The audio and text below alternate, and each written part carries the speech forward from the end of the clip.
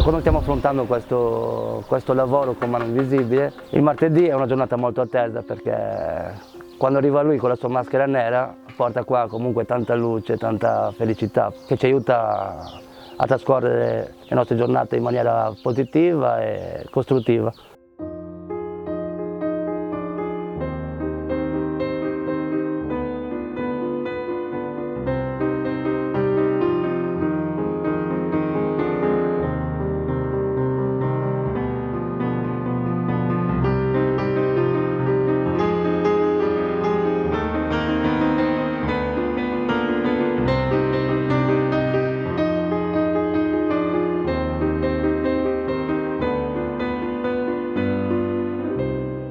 Mi chiamo Francesca De Bei e mi trovo nella comunità terapeutica di Anova.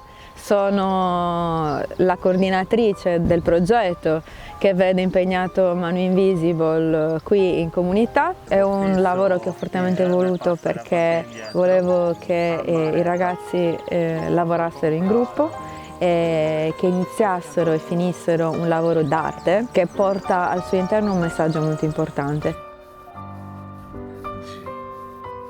Sì, davanti al murale.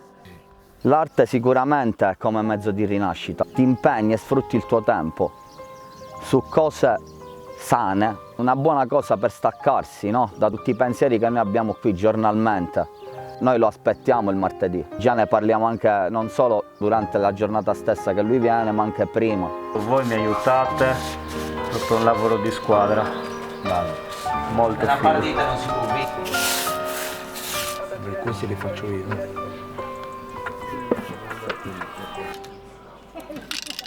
Con Mano ci conosciamo da tanti anni, abbiamo dipinto le comunità, abbiamo dipinto l'ex-MEC, che è il centro di Pirri, abbiamo sporcato un po' tutti quanti i muri partendo dal carcere minorile e continuiamo. Perché? Perché comunque l'arte insieme alla musica e anche insieme allo sport sono strumenti meravigliosi sia per l'espressione, ma sia anche per la comunicazione, quindi l'espressione di quello che uno ha dentro e che magari non riesce a dire in altro modo, no? Anche proprio in termini terapeutici. Sicuramente l'arte serve a pensare più in profondità. Con l'arte puoi parlare senza farlo, ecco. Puoi descrivere tutte le tue emozioni con l'arte.